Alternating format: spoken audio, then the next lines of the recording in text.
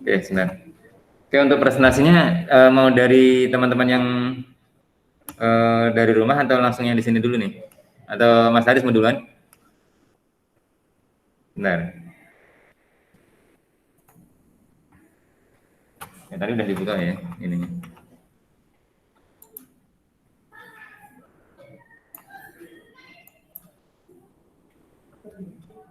Saya share screen dulu.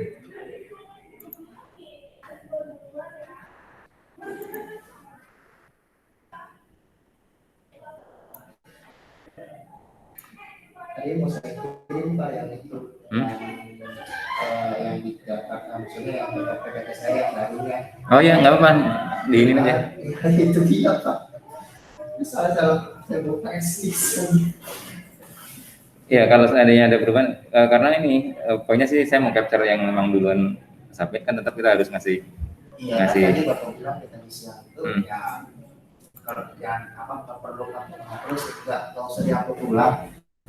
Presentasi aja dulu kan yang ada aja dulu. Bukan, presentasinya tetap yang ini, yang terbaru, tapi supaya lognya itu pas saya lihat nanti saya ekstrak datanya. Kapan sampai pertama kali submit itu kayak ini. Benar. Oke, kita ini dulu ya. Nah ini screen-nya nggak susah nih. Melihatnya ke.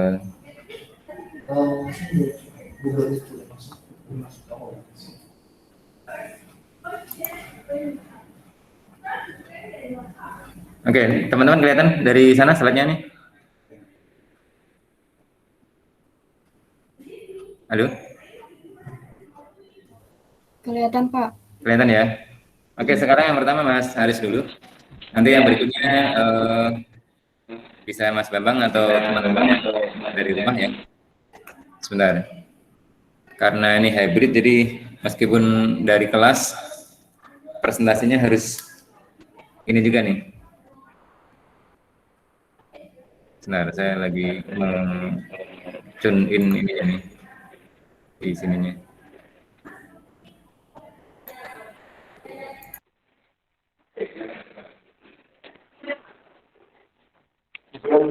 Ngomong ya di sini. Iya, Pak.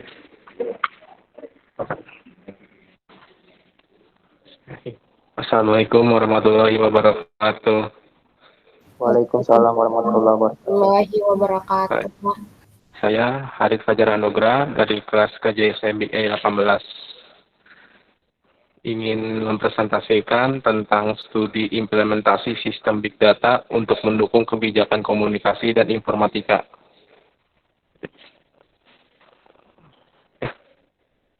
Enggak. Ya.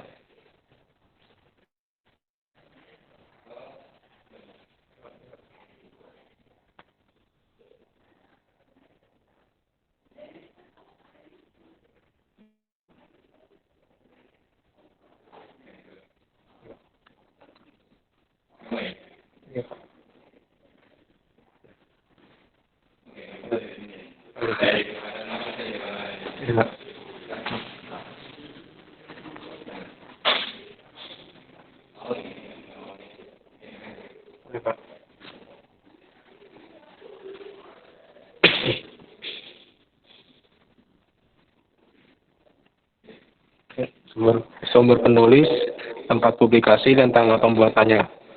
Penulis dari Gita Kusumasari dan Oni Rafizan. Tahun pembuatan tanggal 15 Desember 2017. Tempat publikasi Puslitbang, Aptika, dan IKP. Kementerian Komunikasi dan Informatika. Alamat Jalan Medan Merdeka Barat, nomor 9, Jakarta. Bidang industri penggunaan Big Data. Perkembangan dalam penggunaan teknologi informasi dan komunikasi telah merubah cara berkomunikasi, khususnya dalam penyebaran informasi.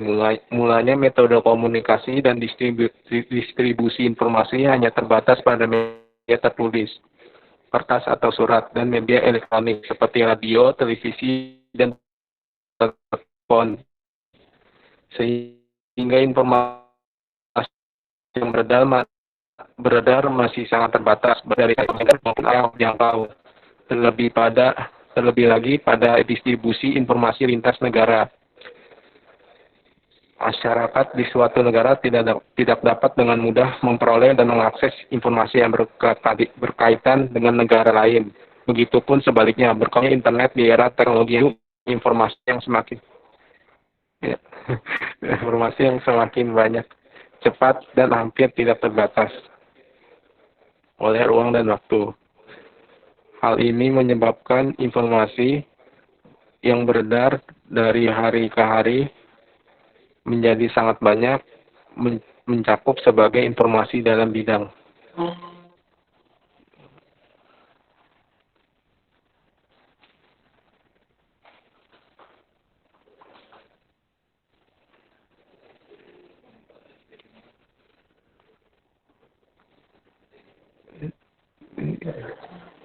Ya, Pak.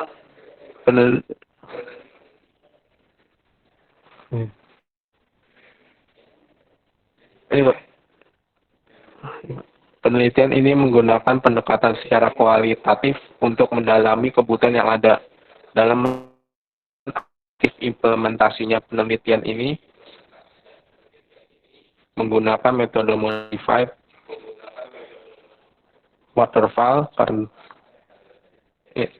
karena batasan penelitian ini tidak mencakup pembuatan implementasi sistem. Maka jika mengacu pada modified waterfall, tahap yang dilakukan hanya terbatas hingga tahap sistem design. Oleh karena itu, dengan mengacu pada metode tersebut, serta mempertimbangkan batasan penelitian yang ditetapkan, maka tahapan penelitian disesuaikan seperti dalam gambar di slide berikutnya. Ya, ini gambar penelitiannya, ada pelatihan tim dan penelitian, perumusan kebutuhan direktorat terkait, perancangan pilihan alternatif, pengumpulan data, FGD, requirements definition, sistem requirement, dan sistem design, penguatan pilihan alternatif, lalu perumusan rekomendasi.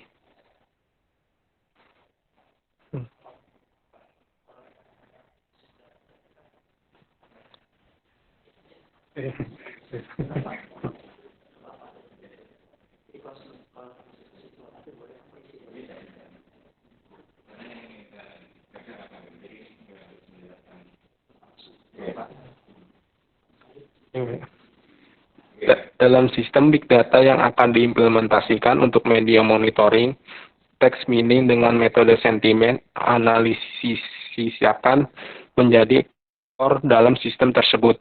Terdapat dua metode sentimen analisis yang paling sesuai untuk diterapkan, yaitu Naive Bayes Classifiers dan Stanford Tree Bank.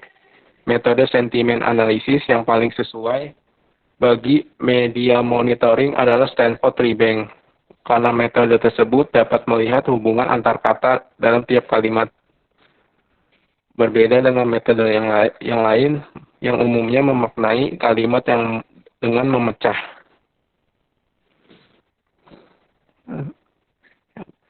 Kata per kata, namun karena metode tersebut masih dalam tahap pembuatan dari korpus yang digunakan dalam bahasa Inggris, maka Naive Bayes dapat menjadi pilihan untuk diterapkan bagi monitoring media saat ini.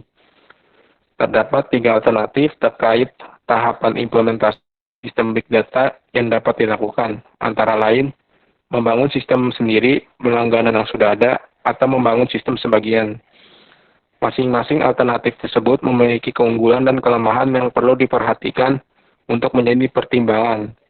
Saran metode sentimen analisis sebaiknya dikombinasikan dengan social network analysis agar output yang dihasilkan tidak hanya berhenti pada monitoring media, tetapi hingga menemukan key person atau aktor yang terkait pada isu-isu tersebut. Akan disayangkan jika resource besar yang dialokasikan hanya dipergunakan untuk monitoring media. Ya, penutup, sekian, terima kasih. Mohon maaf jika ada salah kata yang kurang berkenan karena kesalahan hanya milik manusia dan kesempurnaan hanya milik Allah Subhanahu wa taala. Assalamualaikum warahmatullahi wabarakatuh. Assalamualaikum. Ini studi implementasi kalau yang kemarin yang beberapa yang sudah disampaikan sebelumnya itu ada yang masuk ide konsep gitu kan, ada juga yang dalam bentuk praktek. Nah, kalau ini sebenarnya konsep ini ketika ada yang mengimplementasikan big data untuk keperluan kebijakan komunikasi dan informatika gitu, ya ngomong-ngomong beberapa. Jadi kita pola yang belajarnya apa? Sebenarnya itu sama yang kita praktekkan di sini. Sama Pak. Poinnya itu sendiri kita pakai yang dari media sosial, kemudian kita analisis dan seterusnya. Nah, kalau tadi kan dia merencanakan untuk menganalisisnya menggunakan ini ya, apa namanya, net bias. Iya. Sebenarnya net bias sudah dibahas di sebelumnya yang data mining. Iya, data mining ya. Kan biasanya net bias itu sebenarnya dipakai untuk yang sifatnya prediktif, tapi yang kawasan kita. Tapi kawasan kita mungkin bisa dipakai. Nah, oke. Jadi ada gambarnya kan, jadi sebenarnya pemahaman juga itu bukan hanya sekedar bagaimana caranya. Tapi kita membuat perencanaan, konsepnya bagaimana segala macam, itu juga perlu dipahami juga. Makanya kita jadi konfilen ini dari orang tua ya. Iya Pak. Oke. Ya. Nah, mungkin nanti ketika memasukkan kapan dan ini itu biasanya disebut bulan tahun karena tambah itu nanti bukan Indonesia di mana seperti ya gambar ini sebenarnya dari mana atau misalkan kalau kita ada gambar. Oke, bagus ininya. Ini. Kalau kita ada gambaran tentang bahwa ini tadi kan Kementerian Komunikasi dan Informatika ya. Iya Pak. Mulai menganalisis dari analisis terkait dengan media sosial, kemudian menggunakan crawling data dari media sosial, kemudian dilakukan kayak gimana. Oke, terima kasih. Iya Pak. Apanya? Aku sama istri ada kalau belum suka lagi. Saya ada lagi atau belum ini persis dengan itu. Nggak tahu sih sampai juga. Ya, apa? Betul. Oke. Ya, justru pernikahan itu nggak ini, dan ini kalau saya ini ngomong lagi ya, Mas. Kalau ya, nah. Ya, kita mungkin kasih kesempatan yang itu mungkin Mas kalau ini.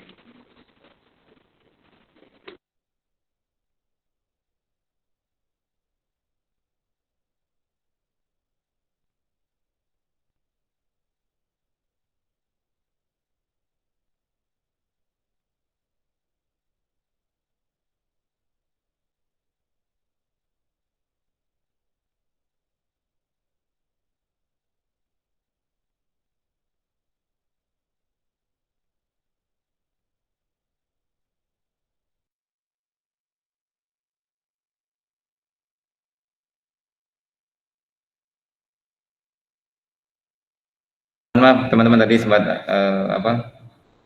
salah pencet di ini terus keluar dari ini.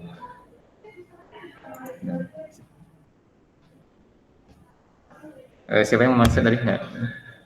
Yang masuk nggak bisa coba? Iya Pak. Trian. Iya, Trian. Deh. Dan.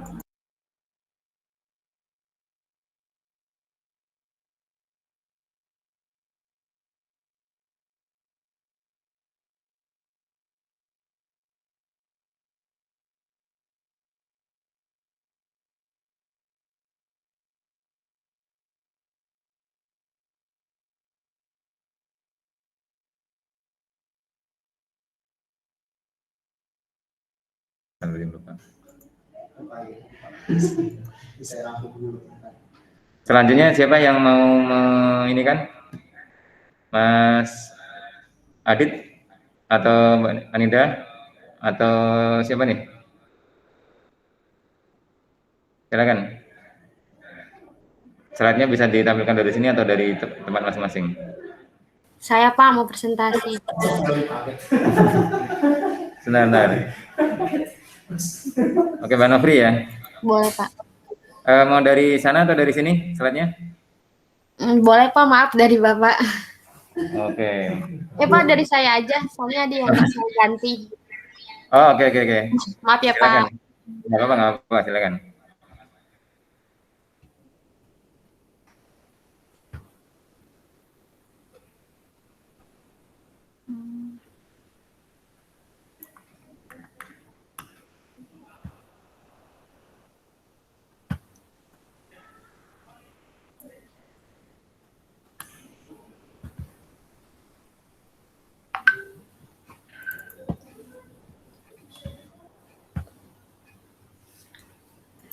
Udah muncul ya Pak? Sudah, silakan. Yang mulai ya Pak ya.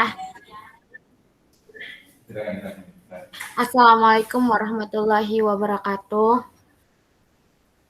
Waalaikumsalam warahmatullahi wabarakatuh.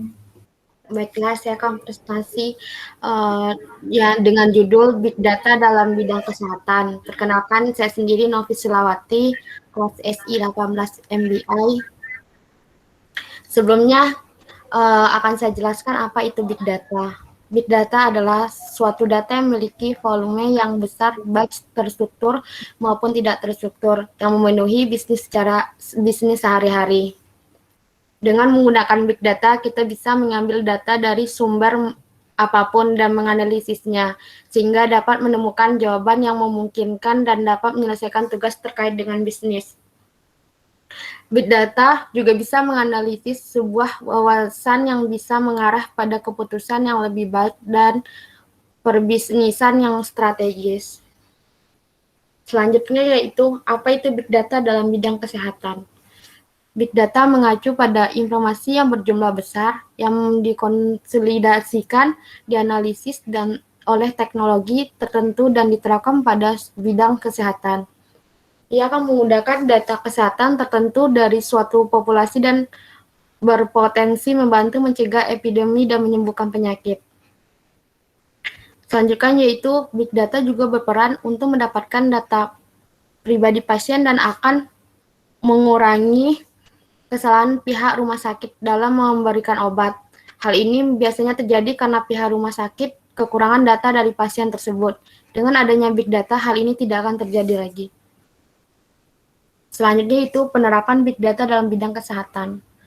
Masalah klasik sering dihadapi banyak rumah sakit, yaitu terlalu banyak staf atau terlalu sedikit staf yang ada. Jika pihak rumah sakit mengenakan terlalu banyak pekerja, pihak rumah sakit tersebut akan berisiko mendapatkan biaya tambahan dan biaya tenaga kerja yang tidak perlu, dan hal tersebut akan merugikan pihak rumah sakit. Sama halnya dengan kekurangan pekerjaan atau terlalu sedikit pekerjaan yang ada. Otomatis hal tersebut akan mengurangi pelayanan rumah sakit terhadap pasien. Jika rumah sakit tersebut memiliki Big Data, tentu saja tersebut tidak akan terjadi, karena Big Data mampu mencegah hal ini dan jika hal terjadi Big Data mampu membantu memecahkan masalah. Selain itu, Big Data juga bermanfaat bagi perawat dan staf administrasi rumah sakit yang tidak terlatih dalam ilmu data. Dengan Big Data, peneliti medis dalam menggunakan sejumlah data yang besar pada rencana awal tingkat pemulihan untuk menemukan tingkat keberhasilan tinggi di dunia nyata dan untuk menambahkan peluang sembuhnya pasien yang mengidap kanker. Sebagai contoh, dengan adanya Big Data, peneliti dapat memeriksa sampel tumor di biobank yang hubungkan dengan catatan perawatan pasien yang dapat melalui Big Data. Selain itu, peneliti dapat melihat hal seperti bagaimana mutasi tertentu dan protein kanker sehingga akan menemukan tren yang akan mengarah pada pasien yang lebih baik. Namun, untuk membuat wawasan semacam ini lebih tersedia, database pasien dari berbagai pasien di rumah sakit perlu dihubungkan agar dapat tersedia untuk database. Dikarenakan kurangnya pelayanan rumah sakit dan kurangnya data-data pribadi setiap pasien. Dengan ini rumah sakit sangat membutuhkan software Big Data analitik yang berguna untuk mengolah data yang berjumlah besar. Keterangan artikel, judul artikel Big Data dalam bidang kesehatan, sumbernya teman-teman bisa lihat di sini. Baik, sekian presentasi saya hari ini. Maaf jika ada salah. Assalamualaikum warahmatullahi wabarakatuh.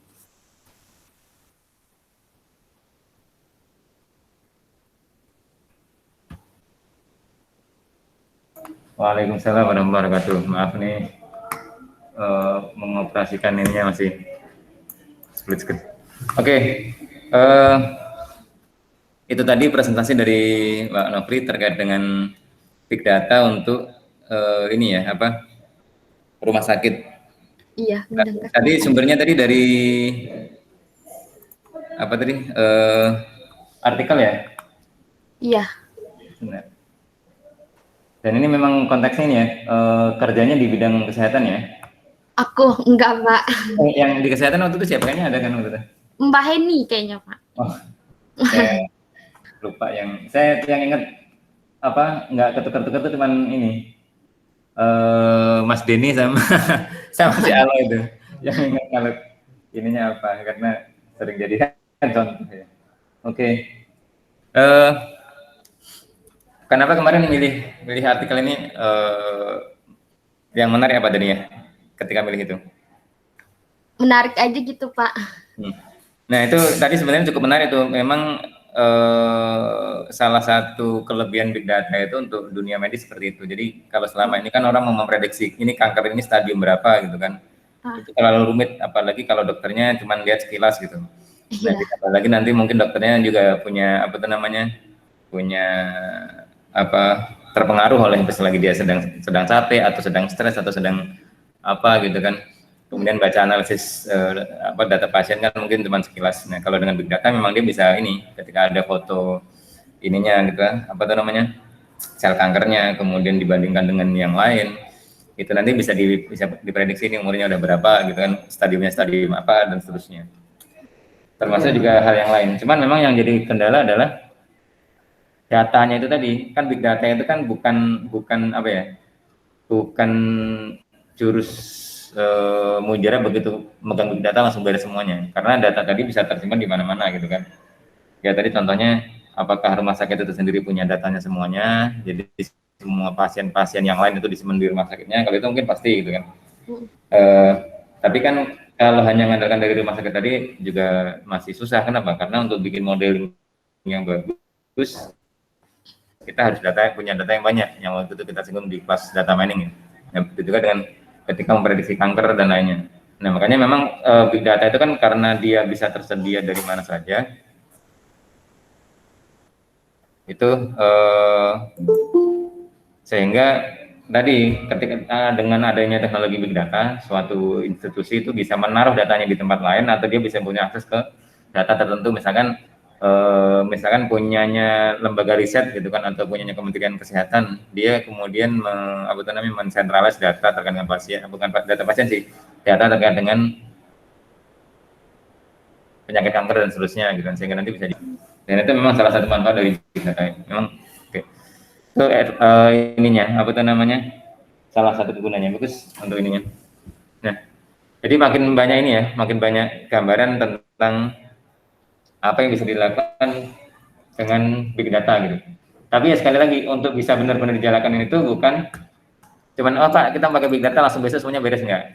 Itu bisa perlu tahunan untuk bisa mulai menghasilkan karena perlu bikin model dan lainnya. Berarti memang harus ada persiapannya ya. Oh iya harus. Jadi bukan hanya persiapan kayak tadi nih yang Mas Haris tadi kan sempat ngasih contoh yang mau diterapkan di Kementerian Komunikasi tadi kan.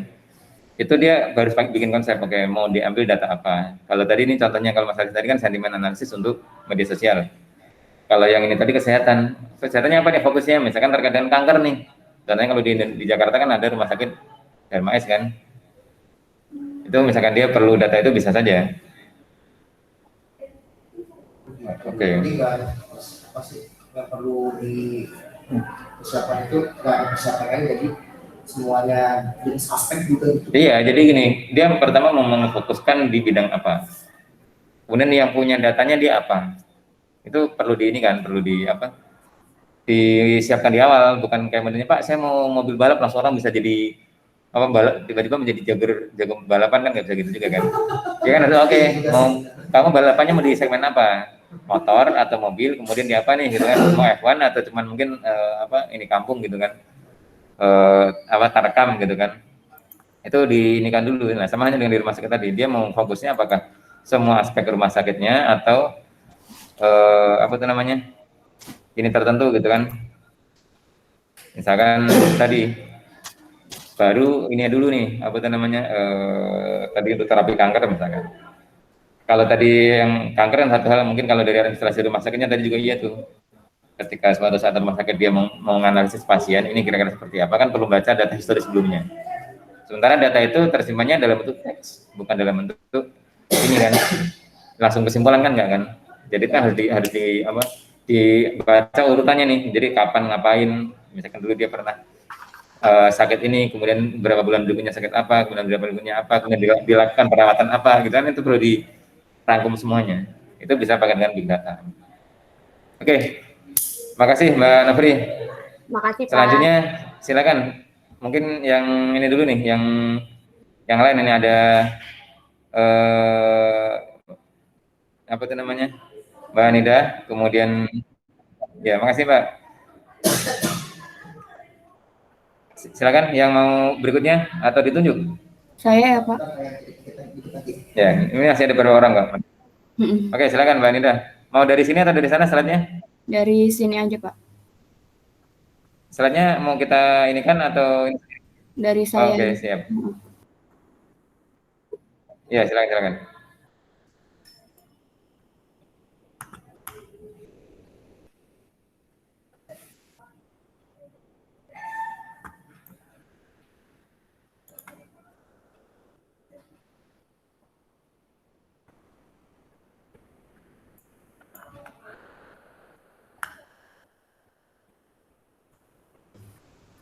Sudah terlihat belum Pak?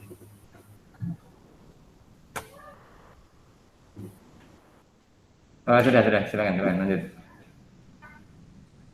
Baik, Assalamualaikum warahmatullahi wabarakatuh. Waalaikumsalam warahmatullahi wabarakatuh. Saya Anida Rosma Fadilah ingin mempresentasikan pemanfaatan Big Data dalam bidang logistik.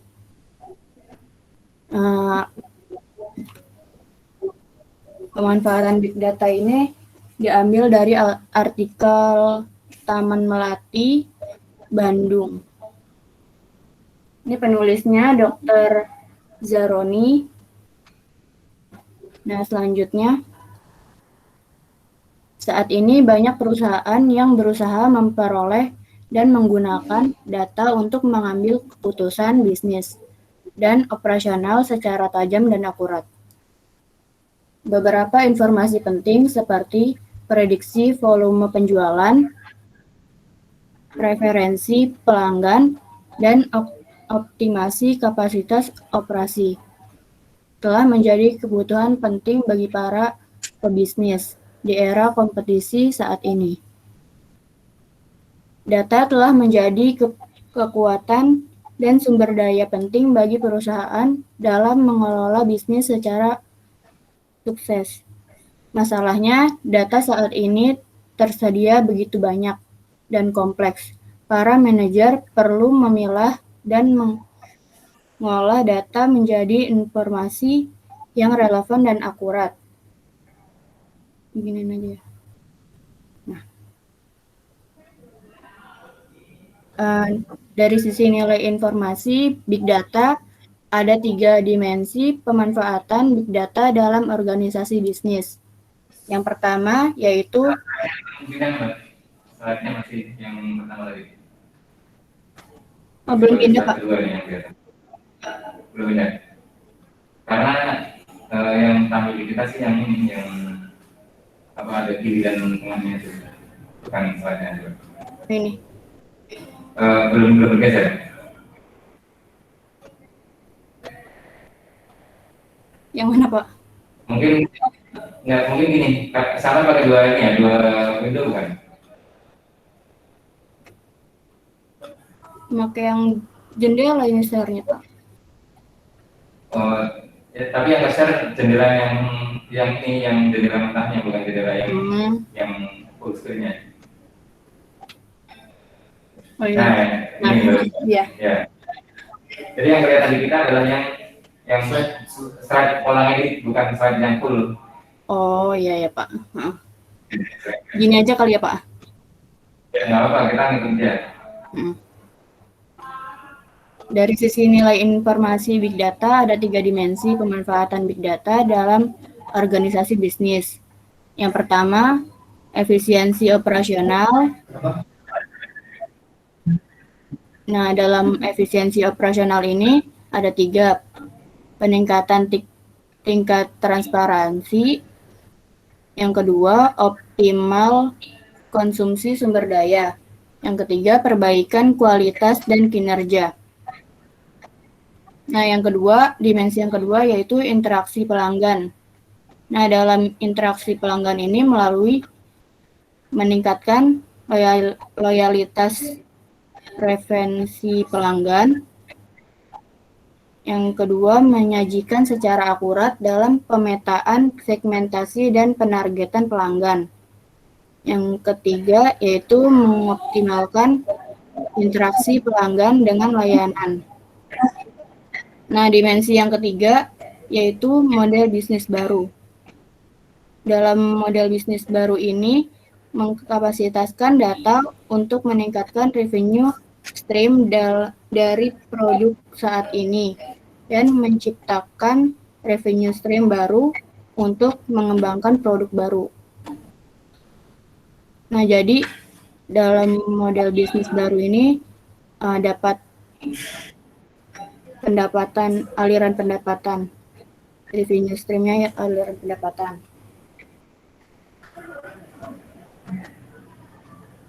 Selanjutnya yaitu manfaat Big Data dalam bidang logistik.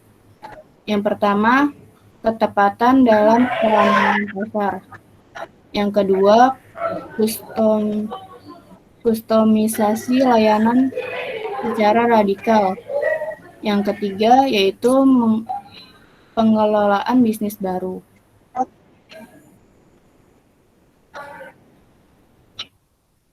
Nah, ini ada 5 karakteristik yang dapat diterapkan secara efektif di industri logistik. Yang pertama, optimasi operasional. Yang kedua, penyerahan barang berwujud. Yang ketiga, sinkronisasi dengan pelanggan bisnis. Yang keempat, jaringan informasi, transportasi, dan jaringan pengiriman. Yang kelima, cakupan global serta kehadiran lokal. Sudah selesai. Terima kasih. Kurang lebihnya mohon maaf. Wabillahi taufiq wal hidayah. Assalamualaikum warahmatullahi wabarakatuh. Oke, terima kasih Mbak. Waalaikumsalam warahmatullahi wabarakatuh. Nah, ini kayaknya ini nih, suara di sini agak delay tadi. Makasih untuk ininya, untuk materinya, untuk presentasinya. BTW kenapa milih ini nih, milih topik logistik, Mbak? Bentar, maaf nih. Sebentar, ini listriknya mati nih. Aduh. Aneh. Mas, coba ke ini, ke sini. Saya bilangin kalau sekarang bentar lagi mati. Oh, di situ mati. Ya, ya. Banyak yang buat ini. Iya. Oh, iya. Karena nih saya baterainya udah ini nih takutnya nih. Oke, ini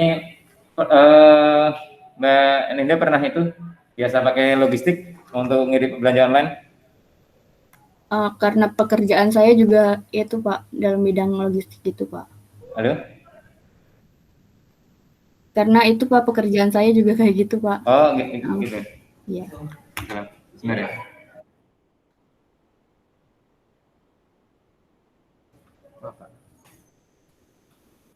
Sebentar ya, Mas.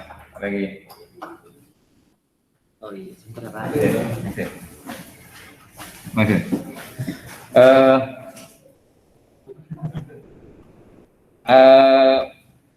Di logistik di kurir yang online itu atau ini Pak? Atau yang lain? Kenapa Pak? Oh ini. Pekerjaan itu di bidang logistik ya? Iya. Kayak ada Makanya pemesanan termasuk barang yang gitu, apa biasa dipakai. pengiriman. Nah, nih ya. Waduh, nih listriknya. Halo. Halo. Bentar nih, maaf nih. Ini lagi bingung di sini. Ininya mati. Halo. Apa sih? Tes. Aduh. Ini masalah di charger atau masalah di sini amat. Ya Allah, ini kayaknya laptop ini masalahnya.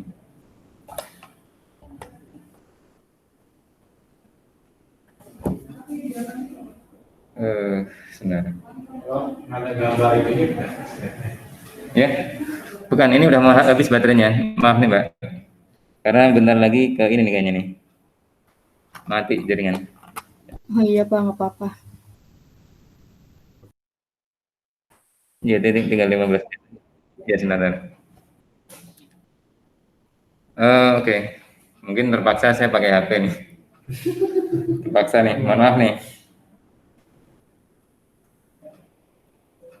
Saya juga dari HP. Ya, nanti teman-teman ini ya. Sebentar, ini kayaknya masalah bukan di ininya nih kayaknya nih. Masalahnya di charger saya nih. Padahal bisa ganti nih.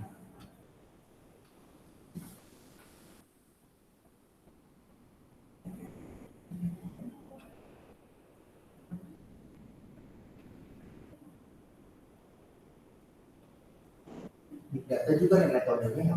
Oh iya, bukan. Hanya data yang tahu setelah. Nah.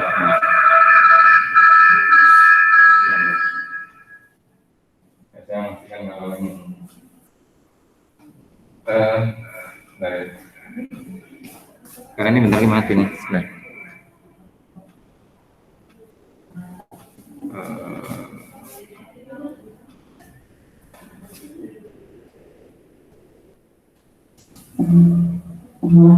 Astagfirullah.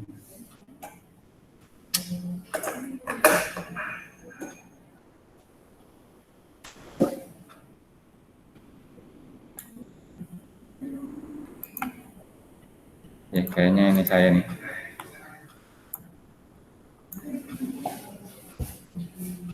Ya maaf, ini kayaknya saya dari laptop di ini kan dulu sudah. Saya matikan dulu. Oke, kedengaran masalahnya?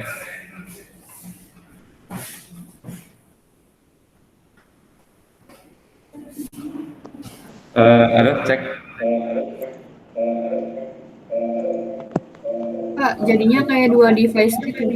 Ya, ini memang dua device. Yang satu mau saya matikan dulu sebentar. Jadinya bergema. Iya, karena yang di laptop ini bentar lagi 5 menit lagi mati nih. Apa out of power? Ya, terus gimana Pak?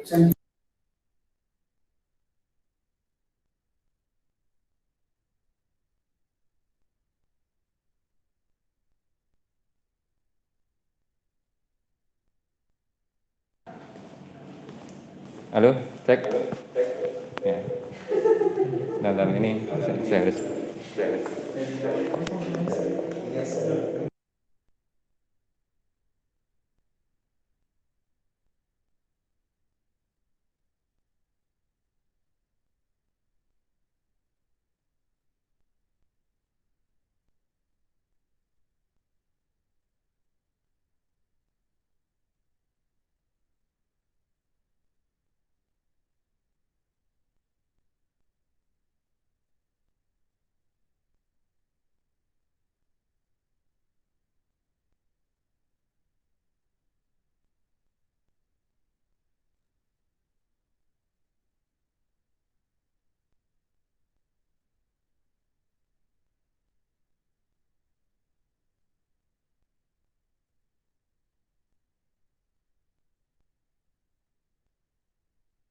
Maaf, kayaknya salah masalah di charger saya nih. Karena nih hangat. Kayaknya chargernya atau coba nyala, itu ada indikator nyalanya nggak ya? Coba ini coba. Oh iya, kayaknya charger saya nih masalahnya. Maaf ya Pak. Iya maaf. Padahal mau nunjukin praktek tadi Mas. Lagi teman-teman presentasi, kok mati? Oh bisa Pak? Wah, berarti charger saya nih. Ya bisa. Iya, chargernya. Chargernya. Ini Dell maksudnya. Ya Pak. Iya. Maaf ya. Iya Pak. Oke, sebentar.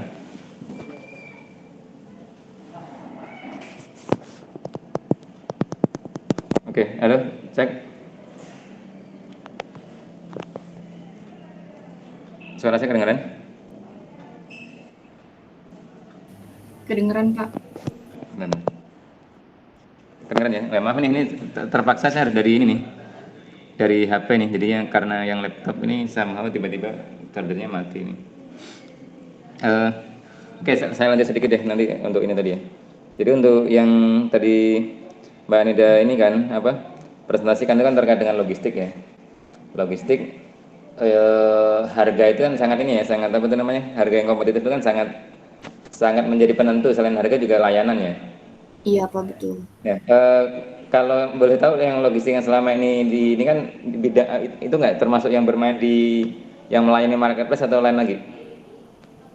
Bukan, Pak. Jadi saya kerjanya kayak di koperasi konsumen gitu, Pak.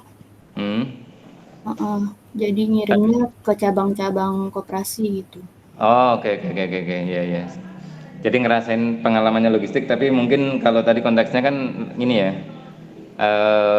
sepertinya case studies-nya tadi yang di ini kan lebih ke kayak perusahaan logistik yang apa tuh namanya? Iya, yang besar, yang ya yang besar kayak ya. Tapi Shopee sebenarnya gitu. yang itu juga bisa gitu, tetap bisa. Yang apa? Yang itu tadi pun juga bisa. Kenapa? Karena bisa mempredik ini untuk apa tuh namanya? Menganalisis kubikasi dan lainnya. Kemudian yang paling efisien seperti apa gitu kan. Nah, mungkin kalau teman-teman pernah ini yang biasa pakai marketplace ya Pak, belanja online kemudian kirim pakai itu tuh. Saya yakin biasanya udah banyak yang ini ya. Saya juga sering dari marketplace, Pak. Ada yang berubah nggak belakangan ini terkait dengan tarif? Kalau tarif kurang tahu deh, Pak. Kalau setahu saya ada. Dulu paling murah kalau sejabodetabek berapa? 9.000, 10.000 kan ya? Dulu JNE itu 9.000, kalau Tiki itu 9.000, matiin laptop betul. Oh iya, Kemudian, gitu. iya, kemudian kalau pakai apa itu namanya JNT 10.000, si cepat juga sekitar 9.000-an. Sekarang yang paling murah berapa? Yang paling murah sekarang itu ada dua. Wahana itu 5.000. Kemudian si siapa? Si cepat punya Halu. Cepat, si Ya kan? Ada Halu Halu juga kan? ada. Baru itu kan? Mm-mm. Kenapa dia bisa seperti itu? Ya kan? Karena itu tadi. Karena Persaingan. mereka punya data nih. Oh. Data apa itu namanya? Sebenarnya datanya banyak ya.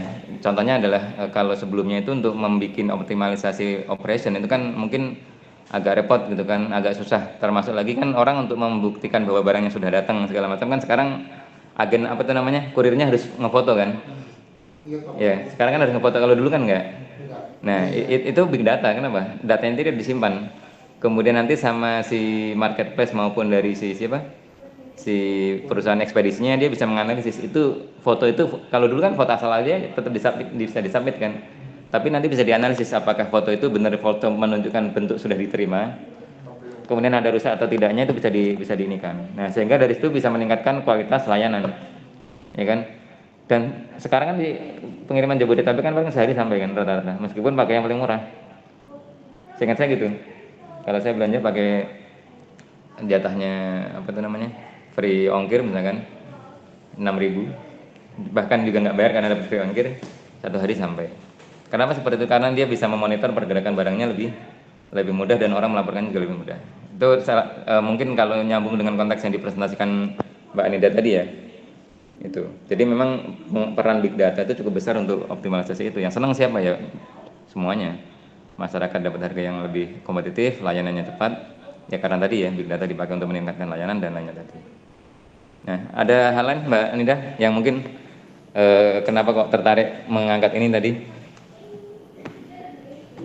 Karena nyari beda dari yang lain aja, Pak. Oh gitu, emang udah tahu yang lain ngasih apa? Kan awalnya tadinya pengen yang pertanian tuh, Pak. Heeh. Terus habis itu ngelihat Kak Aloy kemarin udah presentasiin dikit pertanian gitu, ya udah nggak jadi, ganti. Loh, Ale kemarin kok pertanian sih? Ale kan kemarin ini kan. Oh, tapi Hampir kemarin semua kan terkait Kak. dengan iya bidang-bidang apa saja yang bisa ini kan. Iya. Oke, oke. Iya. Terima kasih, Mbak. Sekarang Sama. selanjutnya siapa lagi? Saya Pak. Ya, sebentar, sebentar. Enggak, nanti kita bisa pakai di HP seperti apa nanti. Oh iya, sebentar, sebentar. Tunggu dulu, tunggu dulu. Nanti bisa. Saya ada apa? Ada sebentar ini lagi diskusi sama Mas Bambang yang barusan ngedit filenya. Kemudian enggak apa nanti ditaruh di flash disk. Saya ada yang apa? Kayak PPL gitu. Bukan apa tuh namanya? OTG. Nanti presentasi dari HP aja, HP sini aja nanti. Atau misalkan dari HP sampean bisa juga nanti. Oh, iya sih bisa. Kan bisa dibuka pakai ini nanti, pakai apa? Bukan. Bahkan kudu connect ke internet juga kan Pak, biar itu. Enggak, bukan maksudnya nanti dari HP. Jadi ditaruh di USB-nya dicolokkan ke mana? Ke HP. Langsung dibuka, presentasi dari HP. Iya. Nah, oke. Silakan Mbak Widya. Silakan Mbak. Maaf nih saya jadi ini pakai HP nih. Laptopnya ada ini nih apa ada insiden tiba-tiba chargernya mati dan baterainya sudah nggak kuat lagi. Silakan, silakan.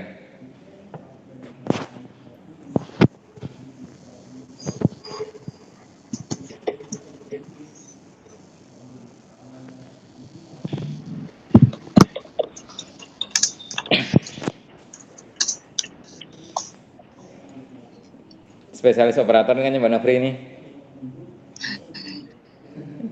Ya Pak, saya minta tolong sama Uni.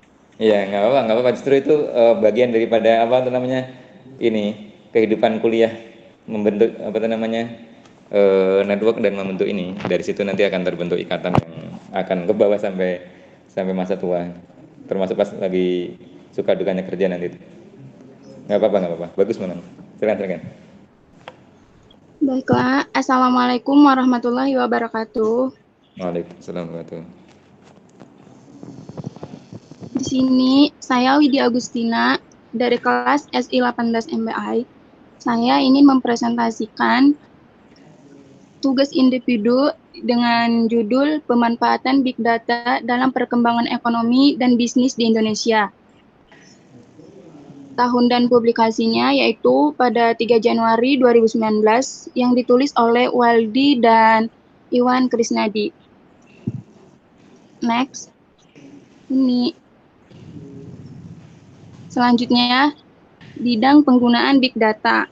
Bidang penggunaan Big Data dapat digunakan dalam manfaat yang terutama yang berkaitan dengan ekonomi dan bisnis seperti keuangan dan pasar saham.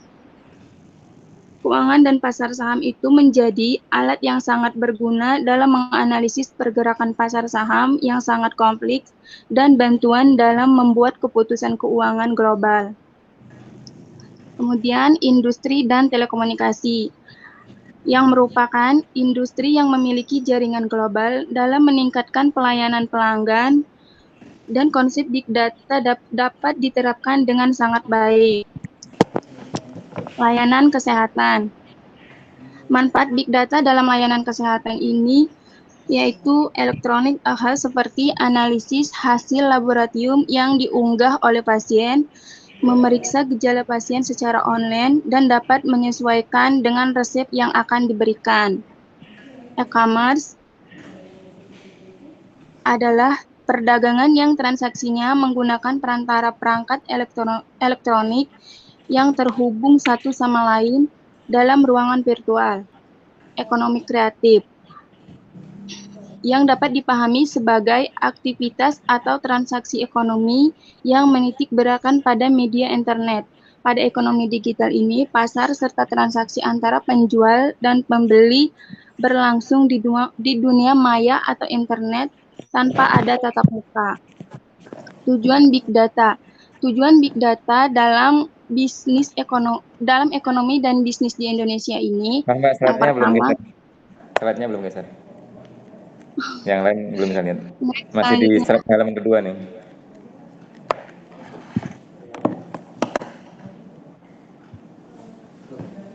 Sudah muncul, Pak. Belum. Nih kayaknya case-nya kayak Mbak ini tadi nih. Mbak Anida tadi nih. Jadi yang di-share itu ini. Yang di format editing. Jadi yang masih kelihatan baru slide yang kedua nih.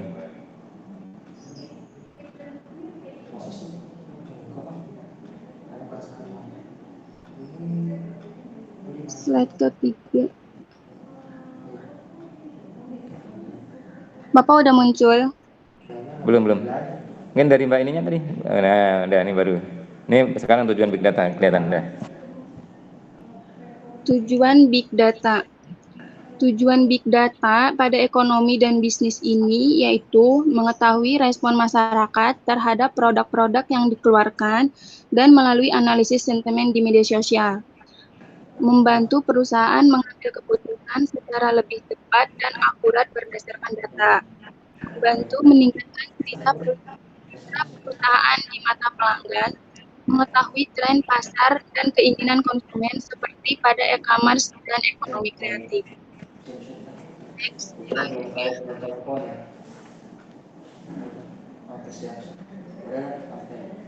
Selanjutnya, ada manfaat yang diberikan.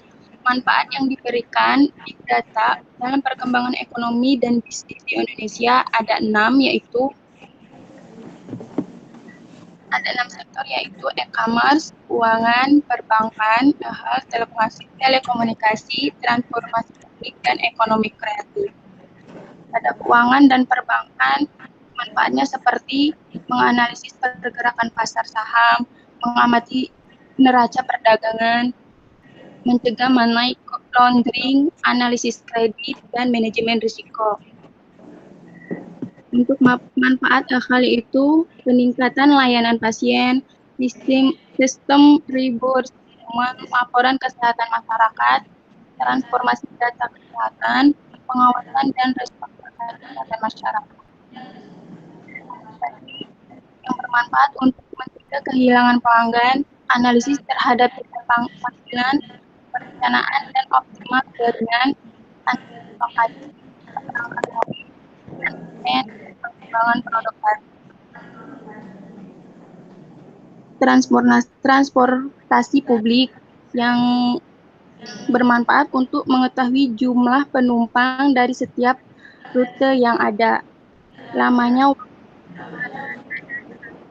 mengetahui tren perpindahan roda transportasi ekonomi kreatif yang manfaatnya mengetahui jumlah yang dipakai masyarakat, mengembangkan game online, memperbaiki rute yang ada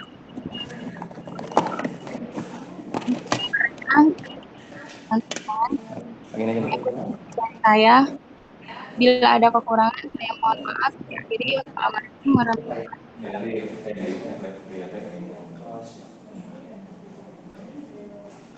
Oke, terima kasih untuk ininya. Apa itu namanya?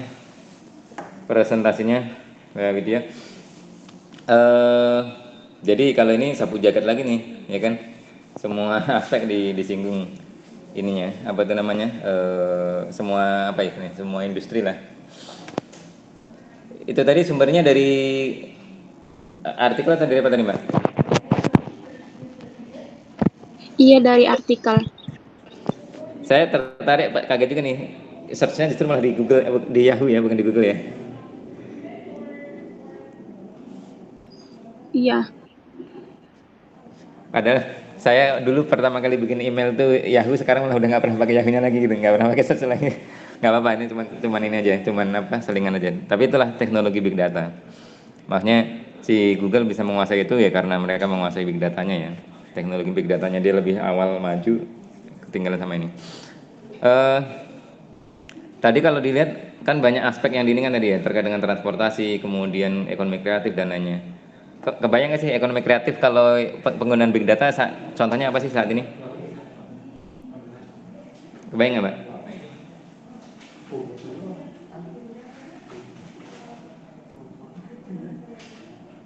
Halo?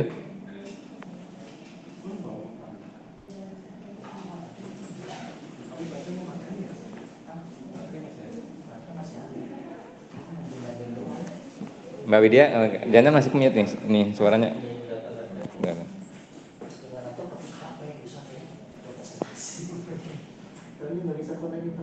Iya. Enggak, di copy aja deh nanti, di copy ke mana? Udah Pak, dari kopikan ke ini. Ya Halo, nanti, ya Pak. iya.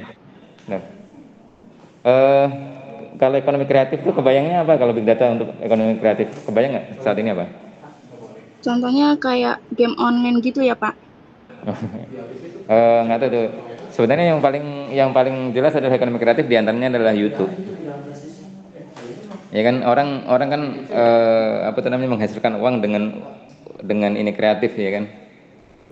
Dengan konsep kreatif, bikin konten itu kan ide kreatif, ekonomi kreatif, kemudian dimanfaatkan dengan apa gitu. Ya mungkin bisa juga game online tapi wallahu alam kalau ininya. Kalau yang transportasi pernah naik Transjakarta atau naik KRL? Pernah. Kalau Transjakarta itu polanya ini nggak apa itu namanya waktunya segala macam apa kelihatan lebih teratur nggak atau seperti sama aja dengan zamannya Metro Mini dulu gitu kan tiba-tiba banyak tiba-tiba nggak ada gitu kan kemudian apa penuh-penuh atau seperti apa gitu.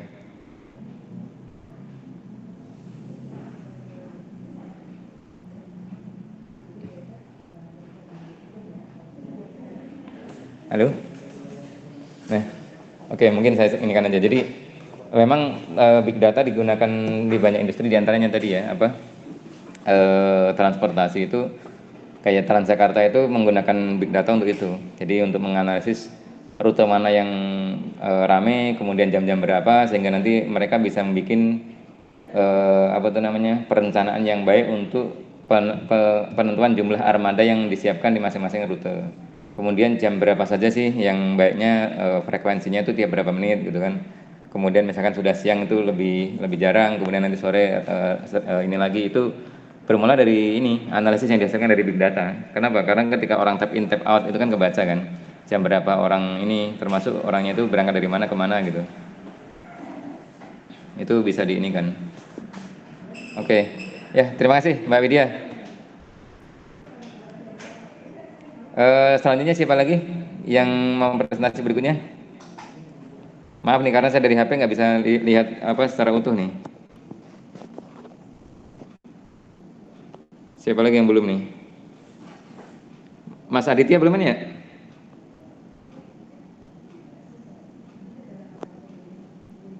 Halo? Belum, Pak. Gimana mau present sekarang?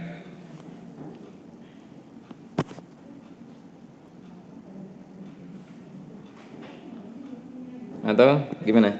Ini tinggal yang hadir sekarang tinggal berdua nih yang belum. Sama Mas Bambang nih, Mas Bambang lagi proses ngopi nih karena tadinya mau dari laptop saya tiba-tiba mati. Enggak, gini aja di situ tadi nanti presentasinya di ini nggak apa. Ini udah di sini. Udah Pak. Coba. Udah ada itu Pak data. Nah, coba. Astaga. Kenapa? Ini USB lama, ini USB-C. Tipe C ya? Hah? Tipe C ya? Iya. Tipe C.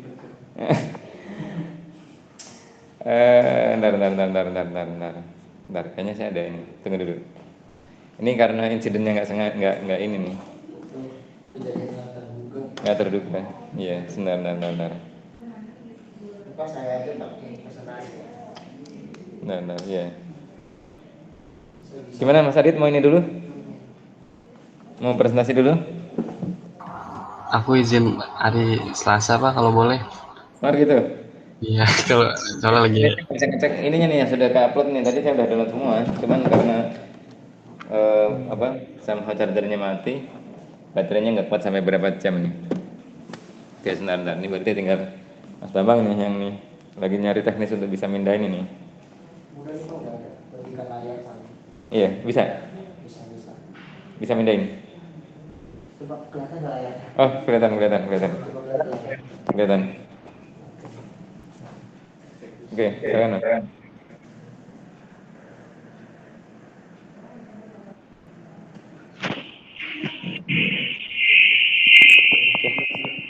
Nggak apa-apa. Ini saya ini. Bismillahirrahmanirrahim. Assalamualaikum warahmatullahi warahmatullahi wabarakatuh. Waalaikumsalam warahmatullahi wabarakatuh. Oke, selamat siang teman-teman, salam sejahtera untuk kita semua. Ya. Oke, di sini saya akan mempresentasikan tentang rangkuman hasil dari jurnal yang saya baca, yaitu berkaitan dengan e-commerce dengan judul penerapan dynamic pricing di bidang e-commerce, studi kasus pada Amazon. Nah, sebelum saya mulai, dynamic pricing ini adalah sebuah metode analisis yang dilihat berdasarkan analisis seperti harga dari baik itu pesaing maupun harga dari tahun ke tahun gitu ya, seperti itu. Jadi dynamic pricing ini sebuah metode ya teman-teman ya, yang saya baca ya Pak. Oke. Aduh. Ya, tapi tadi benar di ini nggak mau. Oh, sebentar. Nah, oke. Di sini saya hanya saja yaitu dengan penulisnya yaitu para Nisa dan Sudisu Fakozi, kalau terbitnya 2019, tempat publikasinya Surabaya, bidang atau industrinya yaitu melakukan penelitian di Amazon.com, situs resmi. Lalu tujuannya adalah mengetahui pemanfaatan big data pada Amazon serta menerapkan dynamic pricing dalam Amazon. Nah,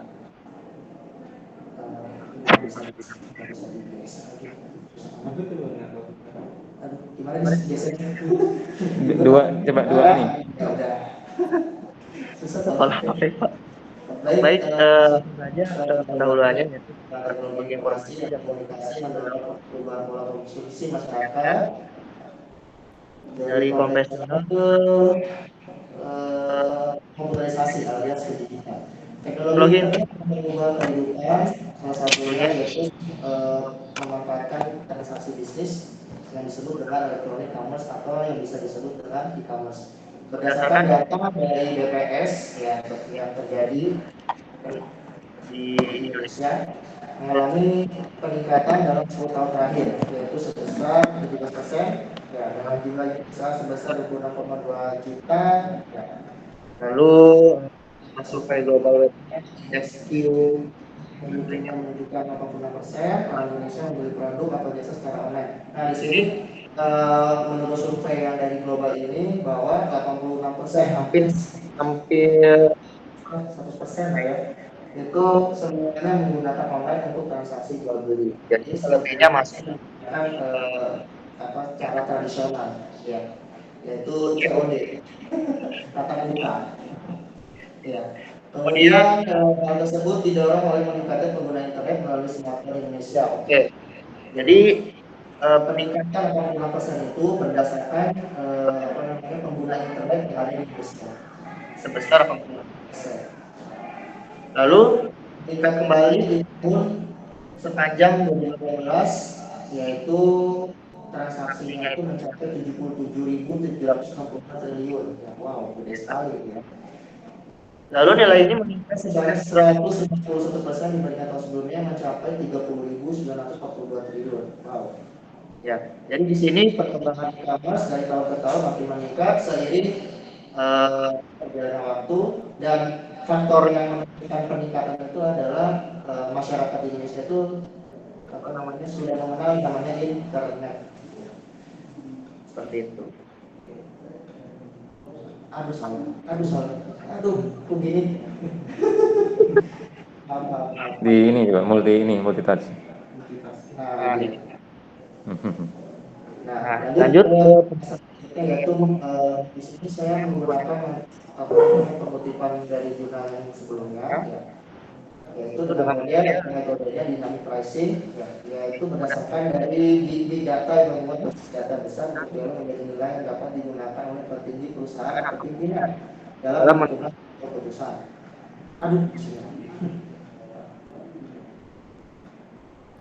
Nah, salah satu sumber data yang bisa dari perilaku konsumen pada e-commerce termasuk informasi berkualitas tinggi seperti informasi statistik pelanggan yang menjadi basis dari data mining dan data pembeli secara elektronik.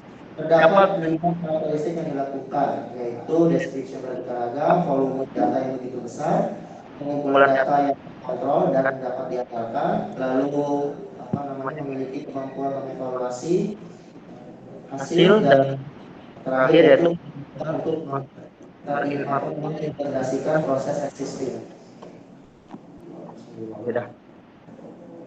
Nah, di dalam jurnal ini terdapat metode penelitian, ya, yaitu metode penelitian itu berdasarkan metode penelitian yang kualitatif yang mendeskripsikan pemanfaatan data oleh Amazon dalam penerapan dynamic pricing serta cara kerja algoritma. Nah, ini dia.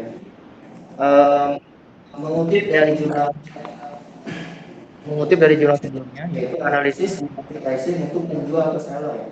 Ya, hasil analisis yang empiris yang dilakukan oleh peneliti yaitu Chen, Wiswap, dan Wilson terhadap algoritma Amazon menunjukkan bahwa penjual algoritmik yang cocok untuk Amazon cenderung menggunakan harga yang lebih tinggi. Nah, jadi hasil analisis yang dilakukan oleh peneliti itu menunjukkan bahwa Amazon itu demi meningkatkan daya jual beli dia itu berani gitu memasang harga yang lebih tinggi, ya, memasang harga yang tinggi sehingga banyak supplier atau beberapa customer yang tertarik, ya, membeli di Amazon tersebut karena memang Amazon itu konsepnya itu dia B2B ya, bisnis to bisnis atau bisnis to customer. B2C dia. B2C. Bahkan ada juga di Amazon itu ada juga yang C2C. Jadi orang kayak modelnya C2C itu orang jualan Ya, top. Iya, C2C. Ada juga. Jadi datanya ini B2C ya, Pak? Tergantung skema yang diambil sih. Cuman kalau banyak ya mungkin B2C. Ya, karena orang beli langsung. Oh gitu. Siap. Ya, jadi menggunakan B2C ya di sini. Nah, untuk analisisnya itu ada sebuah penjual, ada seorang penjual ya. Penjual itu ada 3, yaitu dari Amazon yang langsung, lalu penjual 1 dan penjual 2. Ya. Lalu kita akan bandingkan beberapa profit yang dilakukan si Amazon ini, apakah menaik atau tidak, berdasarkan analisis saingannya.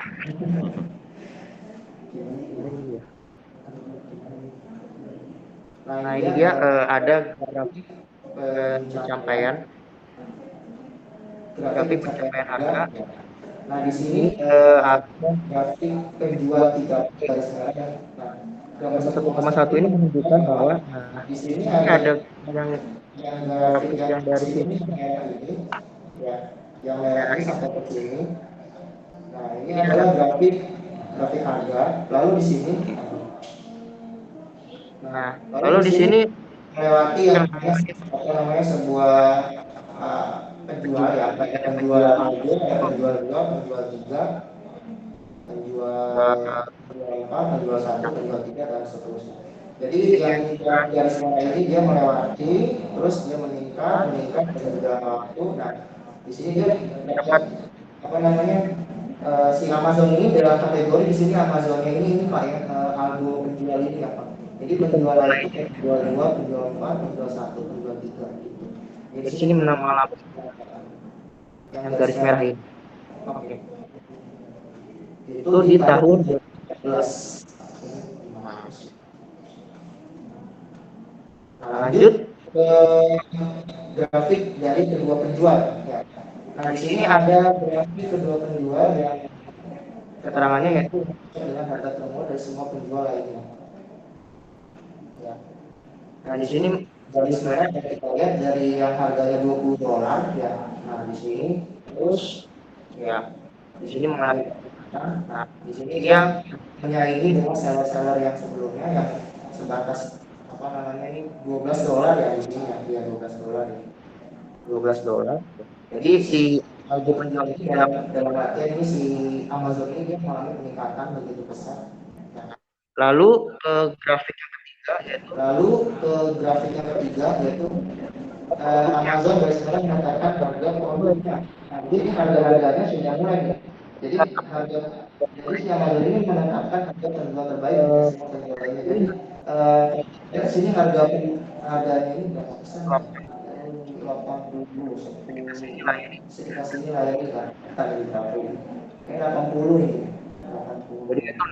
Jadi itu naik, turun, naik, terus kayak zigzag itu. Ya.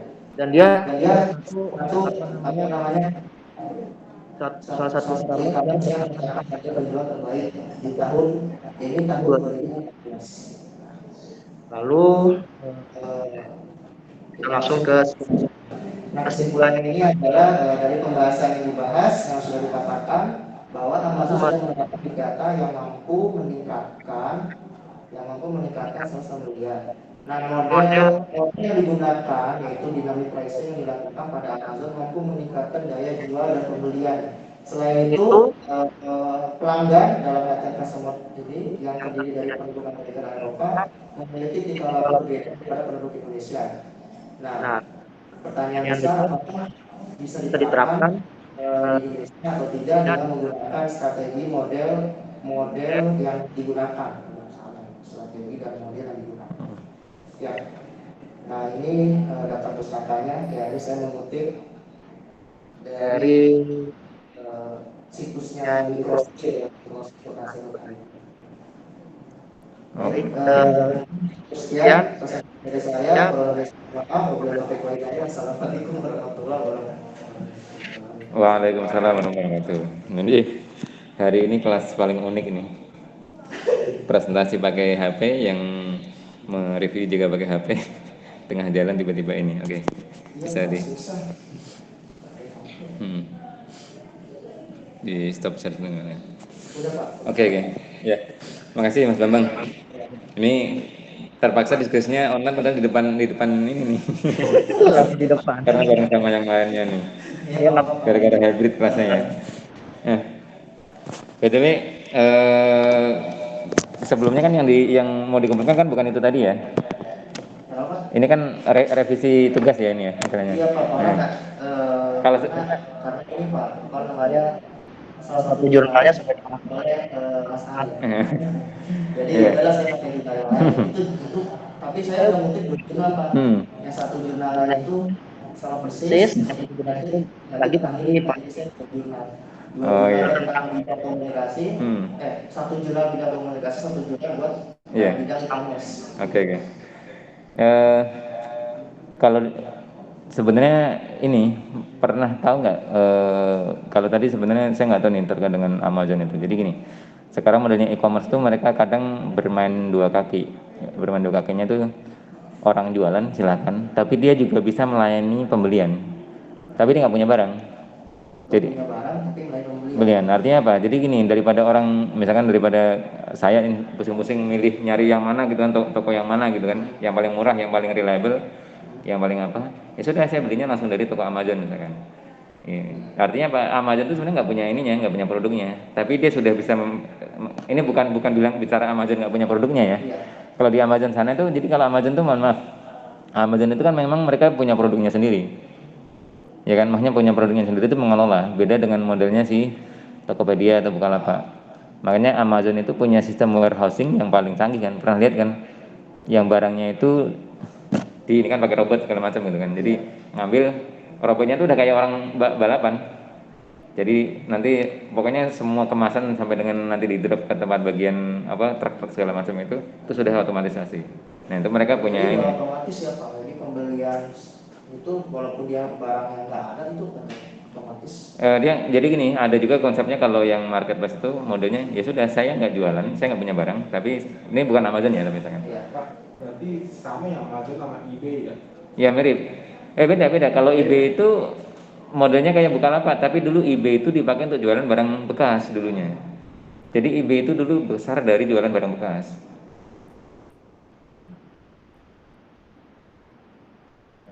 Itu seperti kalau di sini mungkin ini. Jadi eBay itu seperti kalau sekarang di sini seperti ini. Apa tuh namanya? eBay ada singkatan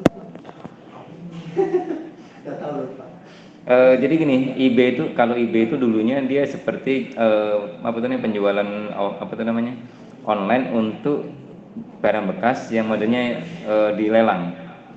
Jadi eBay itu tadi untuk modelnya pelelangan. Jadi siapa yang bisa beli paling harga yang termahal. Betul. Jadi yang kalau enggak gini dia kasih ini kan dikasih waktu gitu. Dikasih waktu awalnya begitu dulu. Jadi kalau eBay itu adalah oke, saya punya barang ini nih.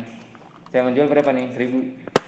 Tapi bukan berarti langsung begitu ini langsung jual 1.000 bukan. Nanti ditunggu sampai dengan yang apa itu namanya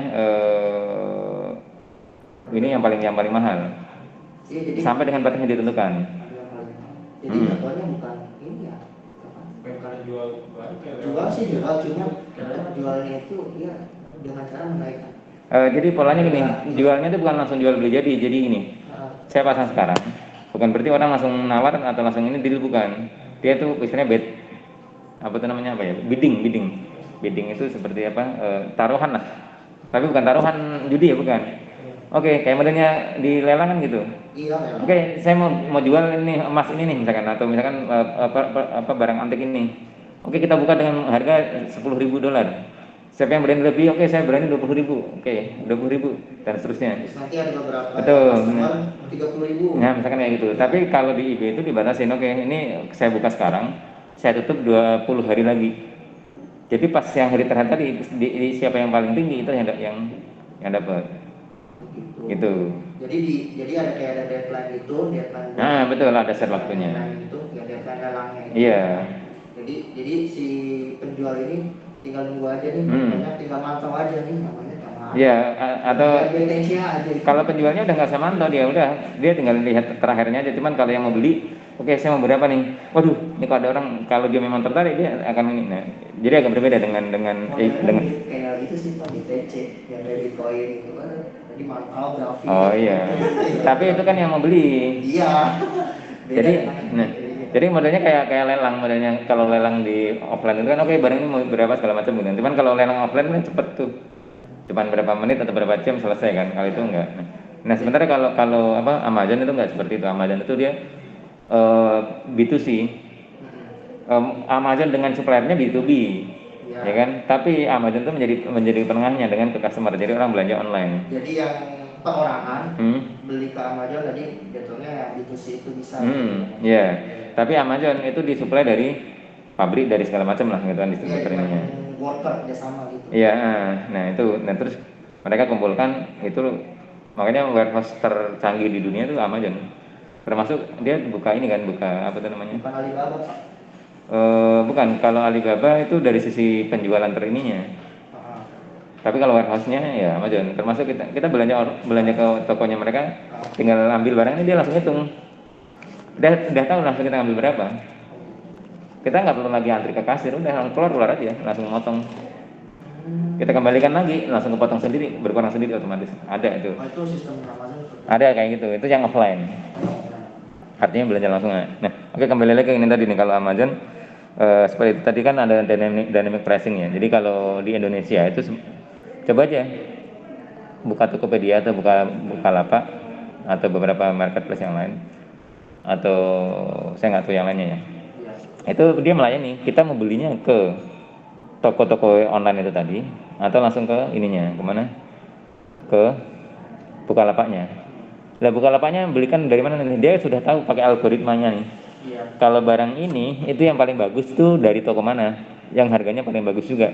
Nah itu Pak. Nah itu tadi yang diambil itu tadi. Poinnya seperti itu, sehingga dia bisa ngambil harga yang terbaik dan dia bisa jadi katakan saya belanjanya ke Tokopedia-nya gitu kan. Itu nanti Tokopedia-nya pokoknya deliver ke saya. Tapi dia akan otomatis mendapatkan mana sih yang toko mana yang bisa diambil barangnya, yang harganya menguntungkan dia dan juga pasti suplainya aman dan seterusnya itu. Nah itu Pak, jadi saya tertariknya itu jadi pengen itu jadi setiap pelanggan itu bisa membandingkan harga gitu. Ini harga ini si Amazon sekian, oh ternyata Amazon ini udah itu tertarik ke situ dah gitu ya. Karena Amazon juga selain itu harganya yang lain kedengeran bener nih. Itu udah saya ini. Oh iya. Udah saya Enggak, justru kalau ini justru yang lain nggak dengar jadinya. Iya, kan sekarang saya udah pakai HP nggak ini. Oh iya udah bisa. Iya. Kenapa jadi karya saya itu ya jadi itu menentukan harga Hmm. harga yang kualitas, harga yang terjangkau. Nah dari beberapa pesaing nanti yang masuk. Nah ternyata dari beberapa pesaing itu yang di tahun 2014 itu berdasarkan grafik itu saya bisa melihat ternyata Amazon memang apa namanya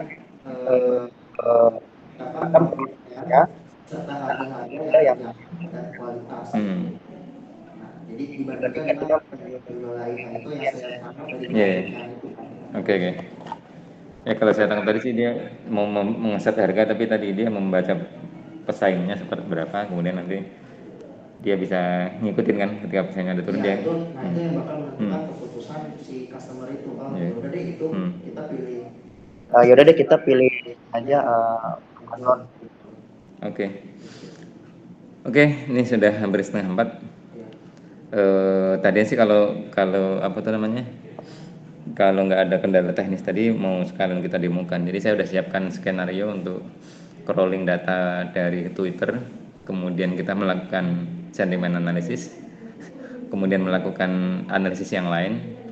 Jadi kayak sekarang nih mungkin yang lagi hype apa sih di Twitter belakangan ini atau mungkin di medsos? Aduh, saya nggak pernah. Katakan nggak usah update berita lah. Kalau kira-kira nih kan kita barusan denger yang macam-macam nih apa ya? BTS kan? Saya sih nggak tahu BTS itu. McD BTS, Pak. Wah itu. Jangan-jangan Mas Adit nih nggak siap ini gara-gara ikut antri BTS nih jangan-jangan nih. Enggak, Pak. Ikut antri BTS mil ya, makanya apa suruh presentasi belum ini nih, minta hari Selasa nih. Enggak, Pak.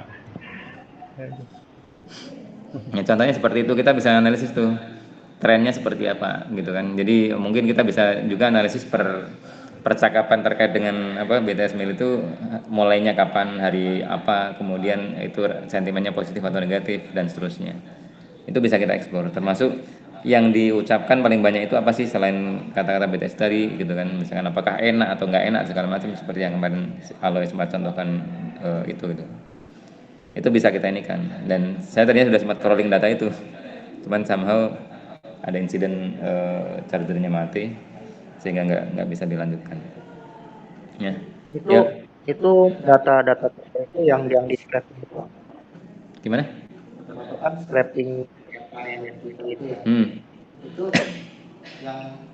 yang di scraping itu data yang chatnya ya macam-macam, bisa diambil gambarnya, bisa diambil chatnya, bisa diambil siapa aja ininya, kemudian rata-rata yang ngomong itu nama profilnya ada apanya bisa juga. Jadi itu data Twitter tadi semua tweetnya ditarik, kemudian dibaca usernya apa, kemudian deskripsi usernya, kemudian lokasinya di mana segala macam. Jadi kalaupun mau dianalisis yang banyak heboh nge-tweet tentang BTS itu dari mana sih? Jakarta, Bandung, Surabaya atau misalkan mana gitu itu bisa.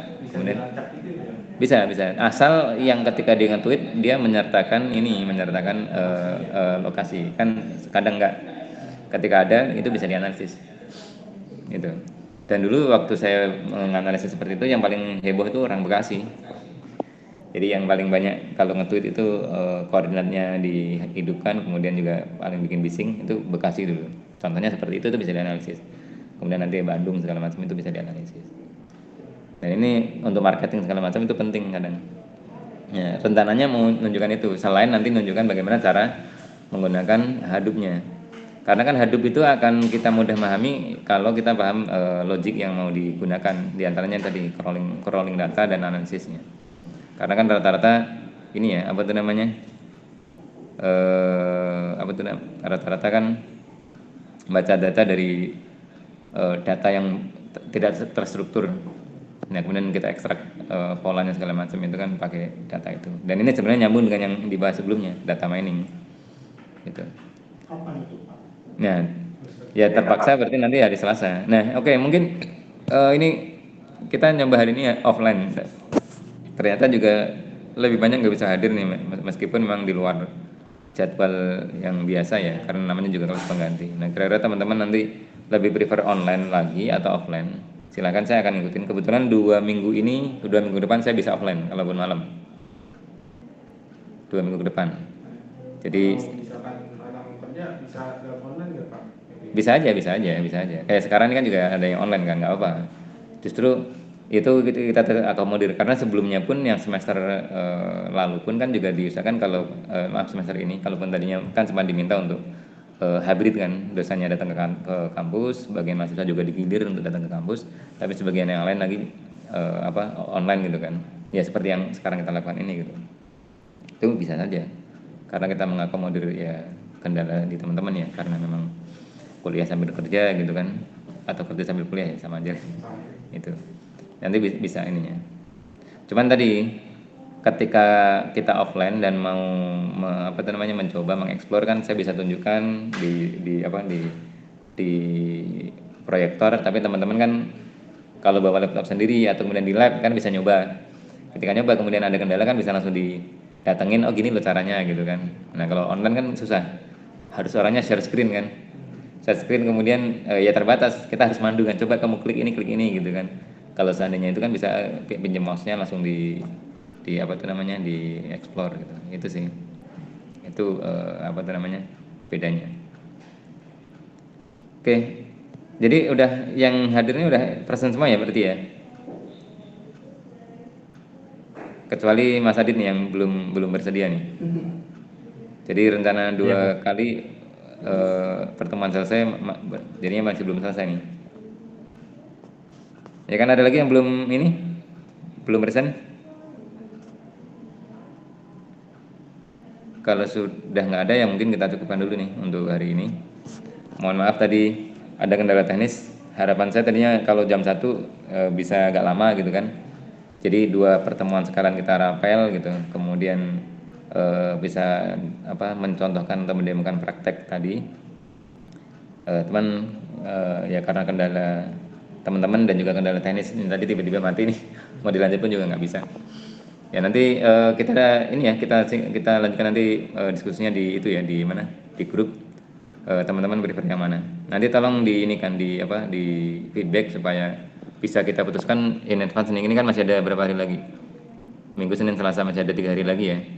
Jadi apakah mau online atau offline, biar nanti sama-sama efektif waktunya.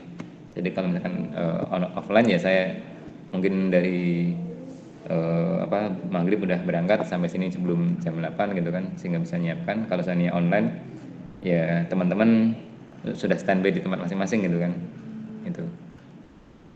Oke, ada yang mau disampaikan sebelum kita tutup atau mau ada yang mau ditanyakan untuk minggu depan dan seterusnya. Jadi rencana saya sampai dengan akhir semester akan banyak praktek, sama satunya lagi untuk tugas kelompok. Nah, tugas kelompok itu nanti bisa praktek, bisa juga bikin kayak tadi nih, ngerangkum dari beberapa paper. Kalau harapan saya sih mungkin ya praktek juga lebih bagus gitu kan. Nah, cuman preferensinya teman-teman seperti apa nih? Nanti kita bahas di di grup, sama nanti kita sampaikan di pertemuan terakhirnya nanti juga. Silakan kalau ada yang mau ditanyakan atau disampaikan, saya kasih waktu 2 menit atau 3 menit nunggunya maksudnya. Kalau yang mau disampaikan lebih panjang silakan. Pak, kalau nanti praktek kan direkam tuh, itu bisa di-download atau kapan juga? Oh iya ya, saya selalunya taruh di YouTube, kemudian saya kasih linknya. Kebetulan yang minggu lalu belum saya upload. Selama ini kan selalu saya ini kan. Ya, lagi agak repot. Ya tapi sebenarnya itu nggak menjadi alasan kan. Cuman kebetulan kemarin saya lupa menguploadnya. Sudah ada rekamannya di Google Drive, tinggal saya upload ke ininya kan. Nama YouTube-nya? Ya nanti biasanya saya taruh di LMS. Di LMS itu tiap kelas, tiap pertemuan itu ketika ada rekamannya nanti ada link di situ. Link. Oh ya, karena semester lalu kan udah ujung-ujungnya. Iya Pak. Ya kan? Iya Pak. Apalagi saya tinggal sidang lagi. Enggak, bukan, kalau semester lalu joinnya kan ini di ujung kan ya. Bukan dari awal semester kan ya? Oh. Atau dari awal semester, tapi pas mau ngerjain tugas baru nyari anggota kemarin. Kan semester lalu kan ini kan? Yang DML. Iya, yang DML. Ya? Data mining lanjutan. Kenapa tuh Pak? Kan sempat nggak dapet kelompok kan kemarin ya? Itu mah yang kelompok saya kali Pak. Ya? Kelompok saya. Enggak, karena ada beberapa yang last minute untuk join. Ada yang beberapa. Iya. Kelompok saya aja itu sama Bang Adit tuh. Iya. Kan kemarin Mas Adi sama siapa? Wak- Apa ya saya lupa. Nah, itu gimana nih? Nah, makanya pentingnya offline ini supaya apa?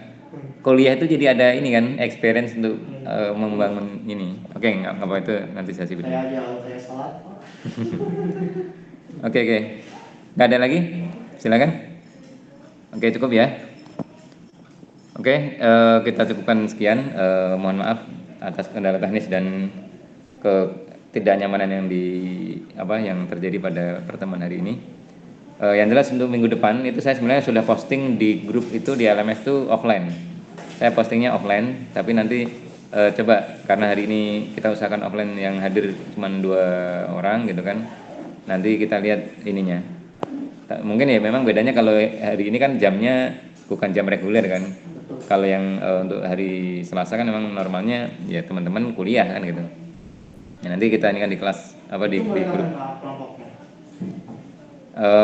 Nah, sebenarnya ketika materi praktikumnya itu sudah disampaikan, kan bisa segera diinikan kan. Cuman karena ketunda lagi ya paling enggak nanti mungkin hari Selasa besok lah kita umumkan untuk pembentukan kelompoknya, kemudian nanti tugasnya kurang lebih seperti apa. Oke, ya mungkin itu dulu. Sekali lagi mohon maaf. Assalamualaikum warahmatullahi wabarakatuh. Waalaikumsalam warahmatullahi wabarakatuh. Terima kasih, Pak. Assalamualaikum warahmatullahi wabarakatuh. Terima kasih Bapak. Mohon maaf ya nih ngajar pakai dari HP. Izin live ya, Pak.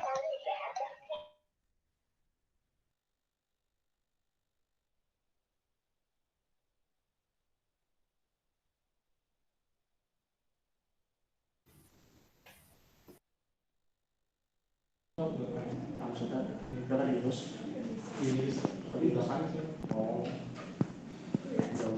Bentar. Nih Aturan yang dekat kan. gara-gara dari HP saya jadi nggak bisa nyetop ininya nih rekaman. Iya. Iya. Lah kan itu kan udah dari punya Bapak kan. Iya, cuman karena kan sesinya tadi kan dari yang di sini. Ini nanti kayak waktu itu tuh saya kan nggak, kalau Google Meet yang lama itu kan ketika kita live cuman live aja kan. Saya nggak stop ininya. Ada yang masih di kelas tuh sampai 2 jam setelahnya. Ada. Iya, tapi itu artinya apa pas lagi dia. Pernah sih waktu itu. Pernah waktu jam 10, tapi setengah 11 baru saya matikan. Tapi bukan sampean perempuan waktu itu.